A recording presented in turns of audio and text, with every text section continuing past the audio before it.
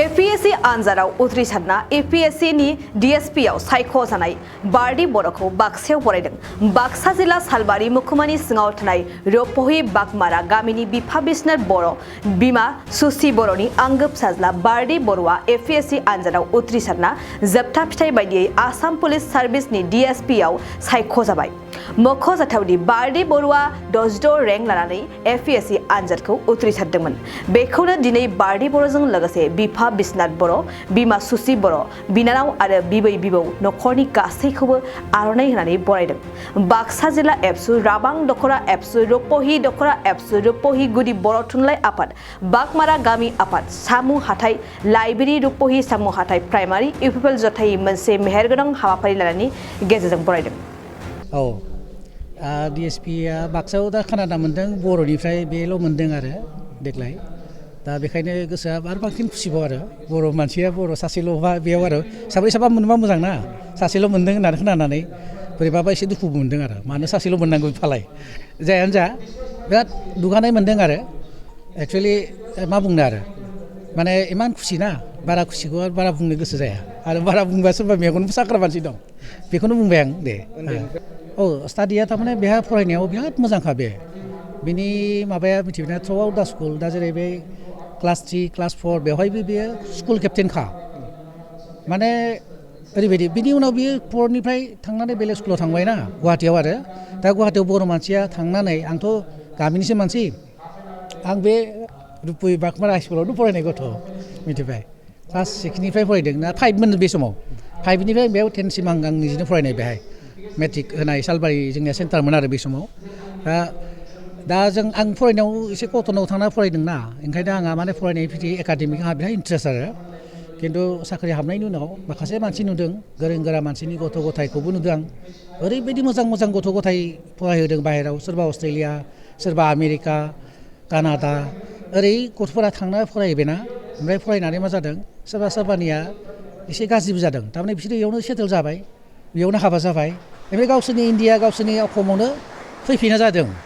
बे मोनसेनि थाखायनो आं गथ' गथायखौ बिराद गोरोंद्राय फराय, गोरोंद्राय माबा बा बाहेरायाव थां बेखौ आं एसे खमायदों। ओमफ्राय बेखौ इसोरखौ लकेलि उनावनो इयावनो थाथो होननानै जोंनि समाजनि मानसि माबा खामानि मावथों होननानै बिसोरखौ आं खाथियाव दोननाया बारा माबायाखै आरो। बे लकडाउनाव फैबाय बिसोरो, लकडाउनाव बियो फरायनो माबादों। बिनि आगोलाव बे खेला गेलेबाय थादों, इन्टारनेसनेल प्लेयार नालाय फुरा माने बे एभ्रि इयार फ्राय 14थानिफ्राय 15था खेला गेलेनांगौ इण्डियायाव। ओमफ्राय आसामाव मोनथामा मोनब्रै गेलेनांगौ आरो थारमाने 20-22था खेला गेलेनोबा नों ट्रेभेलिंखौ नाय, ट्रेभेलिंआव किमान टाइम नस्थ' जायो। ओंखायनो बेहा स्कुल कलेजाव क्लास 5निफ्राय बे जेब्ला आजमेराव क्लास 6आव थांदों, बे आजमेराव एकाडेमि अल इण्डिया सिलेक्सन जानानै, बेनिफ्राय बेनो स्ट'रि आरो ओजोंहा थांनानै बेवहाय स्कुला बिराद मोजां, स्कुला एलाउ खालामदों। मानो एलाउ खालामदों, बे नेसनेल माबा टुर्नामेन्टआव देरहाबाय थायोना, बे स्कुलनि टुर्नामेन्टआनो जा, डिस्ट्रिक्टनियानो जा, स्टेटनियानो जा, बे टुर्नामेन्टआव मेडेल मोनबाय थायो। ओंखायनो मेडेल मोननायखाय स्कुलनि प्रिन्सिपालफोरा बेखौ एलाउ खालामो, क्लास खालामाबाबो माने अरजाया आरो बे मोनसे बिराद मोजां। ओमफ्राय खालि एग्जाम टाइमाव एसे सुटि लानानै 15 दिन टाइम मोनो, बेयाव मोजाङै फरायो खारन बे समाव मार्च मायाव जायोना एनुवेल एग्जामा, बे समाव थारमाने खेलाया बन्द' थाथ'यो। दा बे 15 दिनावनो मेकआप खालामनानै बे रिजाल्टखौबो गाज्रि खालामाखै, मोजां खालामदों बेबायदि आरो थारमाने आंनिया बुंनाया थारमाने नोरै आरो गार्जेनफोरखौ मा बुंनो, मानसिफोरा थारमाने टाइम मेनेजमेन्टखौ एसे माबानांगौ, समखौ आरो ओमफ्राय बे समखौ माबोरै बाहायो सासे मानसिया। दा बेखौ बाबुआबो बुंबाय दं, 24 आवार्स थायो सानसेयाव, 24 आवार्सखौ जोङो फरायनायाव जुदि मिनिमाम 6 घन्टा होनो हायोब्ला बेबायदि माबाखौ नांथारगोन। खेलाखौबो बियो गेलेदों आरो फरायनायखौबो गाराखै बे, खारन कचिंआ सोलिबाय दं न'आव। कचिं सानफ्रोमबो 1 घन्टा थायोमोन बे समाव, स्कुल थांनो हायाबाबो न'आवनो आंनो सिखायदोंमोन उन्दैयाव, उनाव लासै लासै बाहेरनि कचिं आं हास्लाबाखै, आंबो गेदेर जाब्लाथाय। आरो बे थाहैबाय आजमेराव फरायनायाव, बेयो 12हालागै फरायदों आजमेराव। दा बेयावबो आं गेजेर गेजेर सुटि लानानै थांदों बेयाव एग्जामाव। आं ओमफ्राय सासे रिटायार्ड प्रिन्सिपाल सासे आंहानि लोगो दंमोन, बेखौबो लांनानै मेथ्स साइन्स सोलोंहैदों, केमेस्ट्रि।